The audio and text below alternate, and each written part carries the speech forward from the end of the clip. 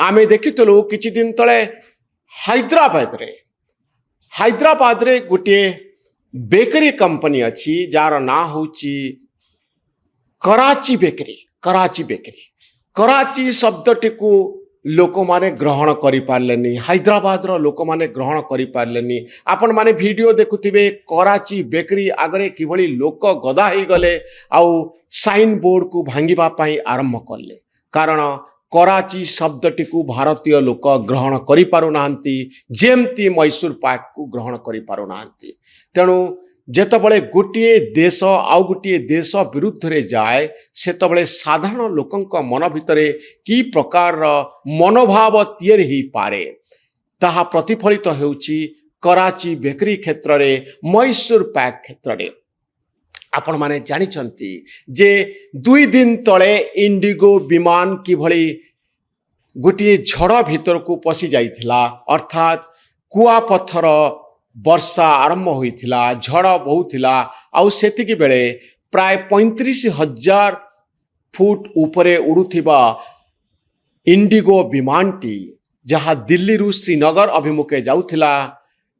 Lahore ATC को अनुरोध करागला जे आपण आमको अनुमति दियंतु आपणकर एयर स्पेस आमे व्यवहार करिबु आमे आपणकर बॉर्डर को जाई सीमा को जाई लाहौर ठारे अवतरण करिबु किंतु पाकिस्तान सीधा सीधा मना करिदेला जे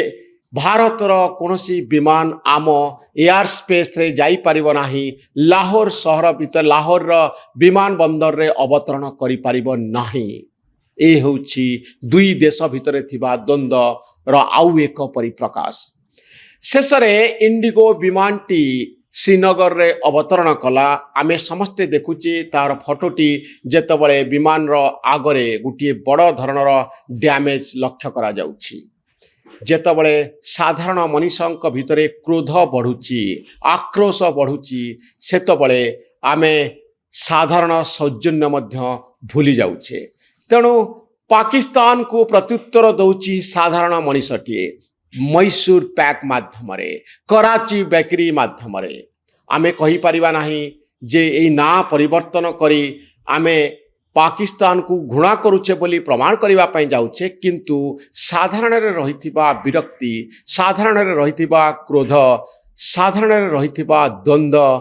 एई घटनारू स्पष्ट होउची आगकू मैसूर पाक बदल रे हुएत आपण आपणक सहर रे मैसूर स्त्री पाइबे जदिओ सेई बेसन थिबो सेई घिओ थिबो सेई चीनी रे प्रस्तुत मिठाईटी सेई पैक रे मिलुथिबो किंतु ना बदली जीवो मैसूर पैक बदल रे हुएत मैसूर स्त्री भुवनेश्वर रे आगकू मिलिबो। ए वीडियोटी केमिति लागिला आपण माने निजर प्रतिक्रिया रे लिखिबे आम चैनल न्यूज रूम को आपण माने